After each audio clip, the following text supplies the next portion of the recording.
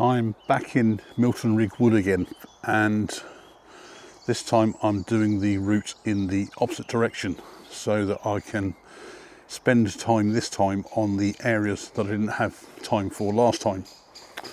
And literally within the first part of this, I've been spotting these bright pink flowers in the woods everywhere, big ones, and I believe they're rhododendrons. Now, I don't know how well it shows on the camera here. I've got a selection here which I can actually get to here. I mean, they are dotted all over the place. There's loads through there, and I initially spotted them a little bit further back up the path there, but I could get down towards them, but I couldn't actually get anywhere near them. But these ones I can, and because these are actually so high, the light is changing. It's a pity they were in dappled sunlight a little while ago, where I'm going to get in there with the tripod and a wide angle lens.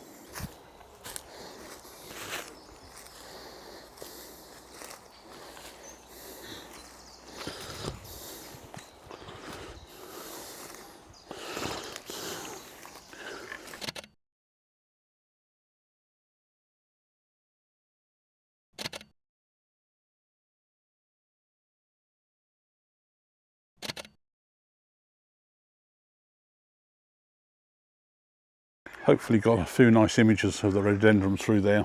Lesson to be learned from this as well is that always check your camera settings before you start shooting, because it wasn't until I took probably my first 3 or 4 images that I suddenly realised that I was still just shooting JPEG, purely and simply from what I was doing for my last shoot when I was shooting indoors, which I didn't need the raw files. As soon as I've just come out of there, I've literally, I mean, you can see where my bag is there, noticed these 2 trees here, and they're full of all these like knobbly bits on there.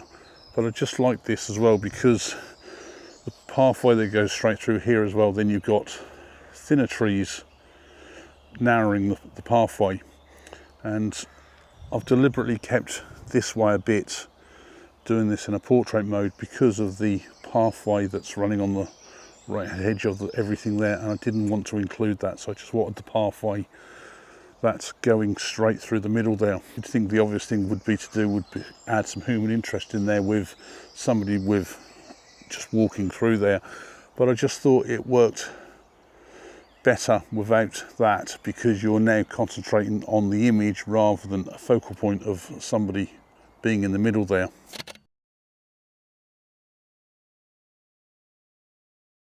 I know last time I walked through here, I see all these little blue flowers, and there's quite a few of them all over the place. I honestly thought they were like a sort of bluebells towards the end of their life. I've been taking a lot of images with the 35mm quite close up, more or less like macro size.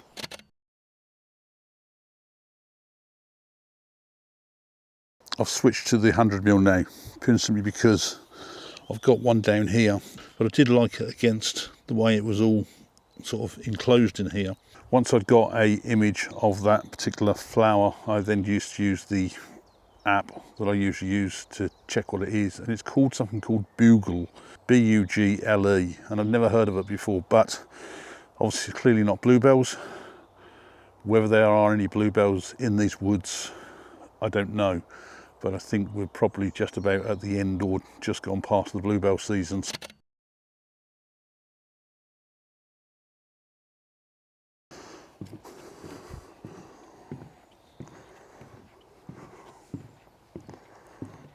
I've kept the 100mm macro lens on the camera, and I've just walked a little bit further up, and because I've got the macro lens on there, I'm constantly looking down at really all the plant life and everything, just for anything small that's interesting. And I think this is like a form of a bramble or something, but I noticed all these sort of like whitish buds on the end there, and I'm guessing they are going to break out as some form of a flower.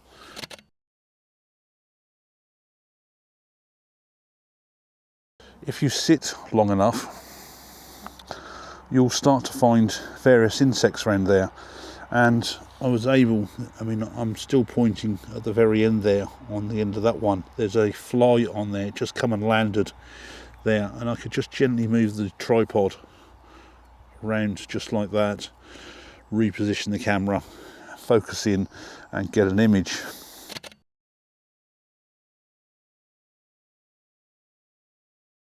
And I've just noticed there's looks like another fly on this big leaf here, so I may well see if I can get a picture of that one as well.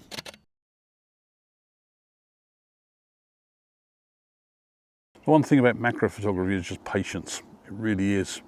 And sometimes you get the image, sometimes you don't, especially where insects are involved.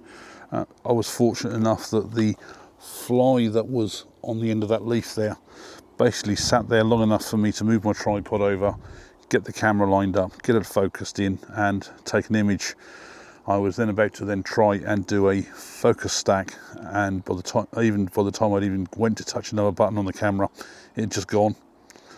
So you do have to take what you can. I've just downloaded the image to my phone and done a crop and just adjusted on the phone, and got to say that's what I see, and that's why I think you've just got to sometimes sit around and just watch to see what's happening. These ferns make great patterns, and the vibrance on the green on these can sometimes look unnatural, especially even if you just push it up slightly on post-processing. But at the same time as well, it's not just about what's on top, sometimes it's about what's underneath. And still got the 100mm macro on, but I'm not really using it in the macro sense, but I'm just using it for the 100mm size. And using this one, and I've got the backdrop of the tree running right through the center of it as well. I think that just makes an interesting image with all these sort of like branches coming out.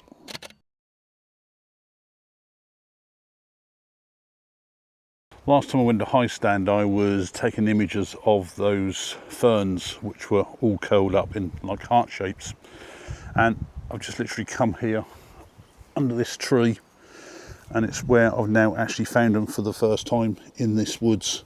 So there's some here, and there's several by the looks of it, all opened up already on the back there. There are just one or two around here, but these are all fairly high, and as you can see them blowing around in the breeze. But I did find this one to start with. It's an interesting subject, this one. It's here literally on its own, but as you can see still the wind is still sort of rather a bit breezy at times under here, and because I'm under this tree it's so dark, so I've thought I'd be a bit more creative with the flash, and I've tried the flash in holding it different ways round, as well as using my reflector to then try and put light back on the opposite side.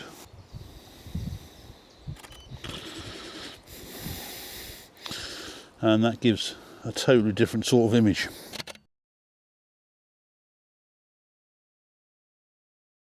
So this is the second set of rhododendrons that I've just walked past. There was some just a little bit further up there that I could literally stand next to, and I got a few images there, but just got the camera out here and the light levels have dropped so much that it's just not worthwhile trying to take any images.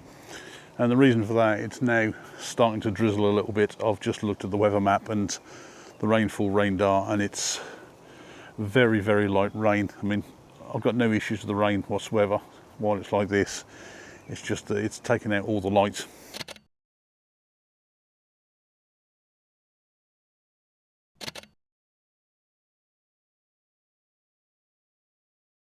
So it's still drizzling a bit, hardly anything at all, but the light levels have not gone up whatsoever. I'm just about back to the car as well, and I've got to say that last bit I walked, it was a reasonable distance, and there's certainly, I think, quite a few images from there as well that I can have. So that may well be my next trip to come back here yet again to do that piece. So today it's still quite warm. We've had a bit of a mini heat wave here in the UK, and the last couple of days have actually been quite a bit cooler, so it's actually been quite nice. And I've still literally carried all the gear with me, and I've probably really only used a couple of lenses, which has been the RF35 and the EF100 macro. So I think things today have more been closer on the macro side with a couple of wider angle shots. And I think that's just how it goes sometimes, is that you'll come to places, even if it's places you go to on a regular basis, that it's not always the same. And the important thing is to look to what you've got about and make the most of it to try and capture the best possible images that you can. Hopefully you've enjoyed the video, and hopefully you've enjoyed the images as well. Thanks a lot for watching.